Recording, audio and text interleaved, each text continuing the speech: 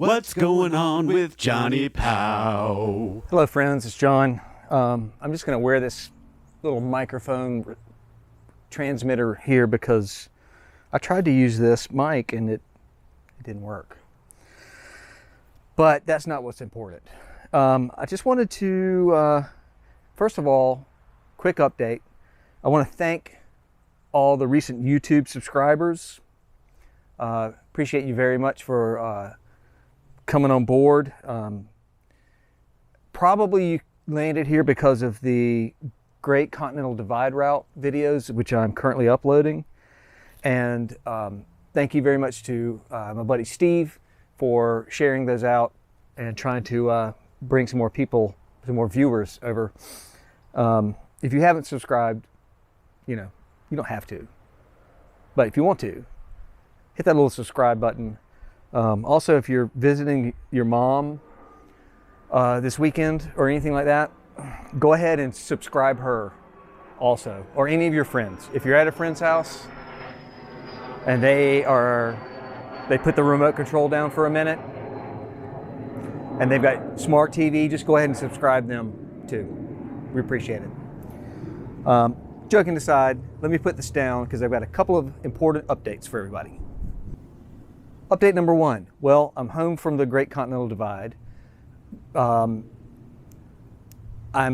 not uploading a video. I did not upload a video today.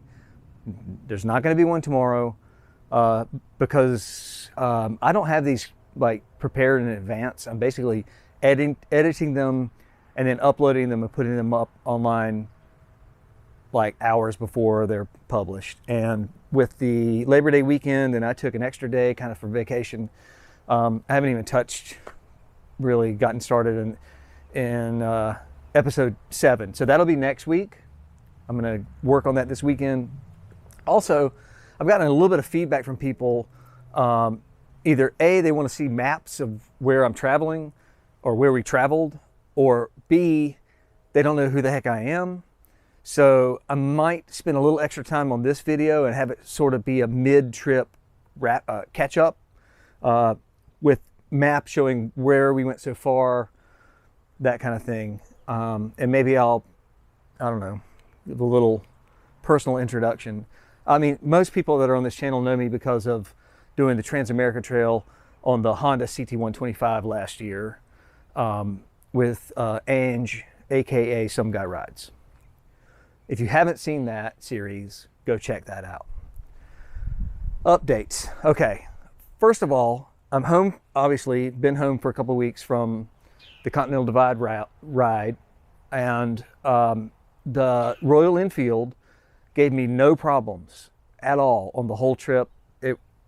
Other than, it's a 400cc air-cooled, old-school kind of machine, so it was a little slow on some highway sections, but it did excellent, awesome on all of the off-road stuff, all of the unpaved. I say off-road, they're roads, they're just unpaved. Some of them are gravel, some of them are rocky dirt, that kind of thing. We also got really lucky on avoiding weather. I'm not going to spoil things too much because there's still many days of travel to be documented in future videos. But I had no problems with the bike. And also the weird electrical problem I had where if I would turn the key on, it wouldn't start or wouldn't light up, or that never happened. I rode the bike every day for 12, 14 days, and not a single time did that happen. So I don't know if it fixed itself or if something was loose and it went away, or I don't know what, but zero problems with the Royal Enfield, happy to say. And I received the bike back and I immediately put it up for sale, and it has been sold. So the new owner is a fellow from Georgia. He drove all the 3.5 hours here to get it. I shot a little video walking around the bike. I pointed out, cosmetic issues and, everything about the bike. And he was like, hold it for me, I'm coming tomorrow. And he got here and I went around the bike and I was like, okay, well, here's where the here's where when I stepped off of it and forgot to put the kickstand down, it fell over and it bent the shift lever, and some of the paint scraped off, and now it's rusting. He's like, I'm not worried about that. I'm like, okay, but over here, this is where there's some rust on the pannier racks from the. He's like, I'm not worried about that. I'm like, okay, and there's that, I mentioned it in my video where I did the key, and I'm not worried about that. So this guy, he showed up, he paid me in cash my asking price. We loaded it up. He was happy as can be. He said it's his first motorcycle, and he knew exactly what he wanted. He's been hunting for a used Royal Enfield because all the dealers that he's talked to, or actually he said only one dealer has one in stock, and they were marking it up, a couple $1,000s over list price. And he has a friend who has one. He loves it, and I had exactly what he wanted, so he's a happy new owner. So I hope you continue to have no problems with that bike. Enjoy it, and send me your YouTube whenever you start putting, if you're going to put some content up. I like to follow along. So the Royal Enfield is gone. My DR650, I replaced the cam chain tensioner gasket, hoping that was going to solve that oil leak, and it did not. Which means at this point I'm going to attempt to do a top-end cylinder base gasket replacement, and therefore also have to do a head gasket. I'm going to get into something that I've only one time done before when I did I installed an overbore cylinder on a Honda Trail 125 trials bike. But I did that with the help of a friend who was an experienced motorcycle tinkerer, mechanic. And so this will be my first time trying this solo. I'm going to try to do it this weekend. Meanwhile, I got the ProCycle carb kit. I installed the adjustable fuel mixture screw. I put the new needle in. I set it all up. I talked to them on the phone. I told them, about my bike. They gave me recommended specs. And I also went ahead and put on a Leo Vinci aftermarket exhaust. It's the quietest one of any aftermarket exhaust that I know of.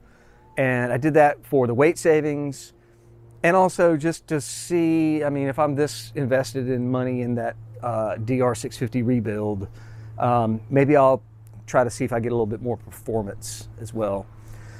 So this weekend, I'm going to break the motor down. I'm going to install the new gaskets. I'm going to put it together. I'm going to hope that solves the oil leak problem. And then I'm going to work on tweaking the tuning of the carb after putting the pipe on and the new needle and all that stuff. Meanwhile, what's this? What? I thought this was a motorcycle channel. Well, this, friends, is my new to me 2010 Vespa GTS 300, which I purchased the weekend after I got home from the Continental Divide route. I drove to Atlanta to get it. And this is the scooter I'm going to be taking next June on the Scooter Cannonball Run. I've officially entered. I've got the scooter. I've got the plane ticket. I've got the hotel rooms booked. I'm all in on this thing. There'll be updates on that. I'm sure this winter I'm going to spend working on the scooter, learning about it, doing things like preparing my toolkit to use, learning about, I got to figure out gas mileage. I got to work on strategizing for the route. I've already got the GPX trial. I've already got the GPX file loaded. So I'm working on kind of my route strategy. So far, I've done a couple things. I'm going to walk around this scooter and give you guys a little mini tour.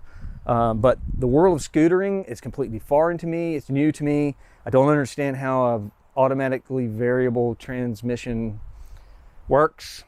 This scooter has a new belt installed as of last October with 500 miles on it. So I feel like that's going to last me. I just don't really know the reliability of this. It's 12 years old. I think the third owner. We'll go over the scooter a little bit more in a minute. But yes, I'm definitely doing Scooter Cannonball. I don't have any friends personally that I know that are doing it. But I don't know. I think it's going to be a great time. So I'm going to switch camera angles now. I'm going to grab the camera. We're going to do a walk around, a little tour of my new scooter. All right. So this scooter, like I mentioned, I guess the third owner. It was laid down one time. So the little chrome trim piece here, it doesn't quite fit right here. It's a little scuffed up. And there's a couple of badges missing. Normally there's a Vespa badge here. It's been repainted. Paint job isn't perfect, but I don't care. It's good enough for me. There's one little tiny dent you can sort of see it there. I don't know there. If the light hits it right, you can see it. Again, I don't care. I mean, I don't know. There's some gravel on this Cannonball route, so I didn't want a showroom beauty queen for this thing. It's a 300cc liquid cooled, fully automatic. The controls on front and rear brake. That's basically it. It's just twist and go. And the little tires, there's got 12-inch wheels that are very tippy. This thing does not handle like a motorcycle. It's going to take some getting used to, and I'm going to plan to do some shakedown rides on it and try to get into some twisty mountains, see how it does on that. So I've only owned it a couple of weeks. It came with this sort of air hawk, or whatever you call it, seat. The seat is super comfortable. I think I'm good to go on that. My idea for this is to try to spend as little amount of money on this and try to reuse all of the things I already have from my other rides, such as luggage and gear and that kind of thing. The Scooter Cannonball, by the way, this next year's running of it is the 10th one, and it's going to go from San Clemente, California to Hilton Head, South Carolina. So my plan is, once I finish it, of course, is to have my wife meet me with my pickup truck in Hilton Head and then haul it back home. But I will ship this to the West Coast, start from there, and it's an 8-day ride, and it's basically hotel to hotel. So I won't be carrying any camping gear or anything like that, just tools and overnight bag. So only thing I've done to this scooter so far is it had a 12-volt cigarette lighter kind of power source here, and I replaced it with one of these USB 3.0. It's supposed to be, for the higher output charging, and it's got 2 sockets. So got that set up, and it's also a voltmeter, and it's got an on-off button. And then yesterday I just finished completing the install of this, which is a panel mount SAE. This will go to a battery tender or to my miniature air compressor. The bike came with a SIP aftermarket digital speedometer, and it's got computer stuff, and basically it just calculates things like average speed, odometer, trip odometer, that kind of stuff. But I guess the original Odo had analog gauges.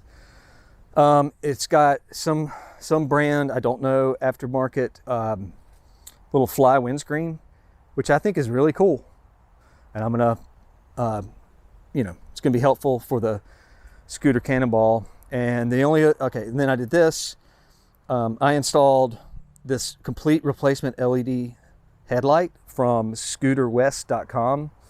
I've been sort of deep diving on Scooter West, and Robot is the, I guess, mechanic. Maybe he's an owner. I don't know what his role is, but his videos are awesome. And I've been deep diving on Vespa maintenance, and you know, there's hundreds of videos that this guy has, and he's awesome. I got a couple of ram mounts on these chrome a couple of ram mounts on these chrome mirrors. I'll have my typical iPhone Gaia set up here for navigation, and then the one over here is either going to be a cup holder for the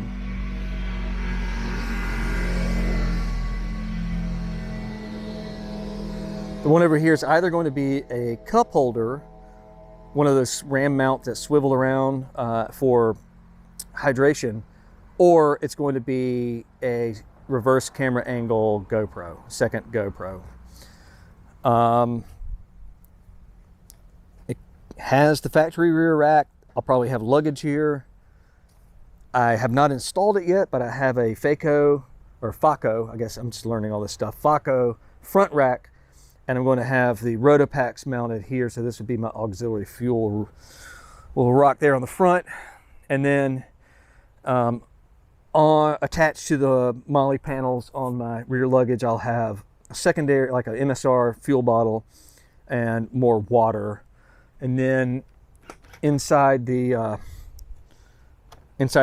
trunk down here, I'll have tools, stuff like oil, basically everything, all of my stuff I'm taking, other than things for maintenance and emergency, will be in here. And then my luggage will have personal items.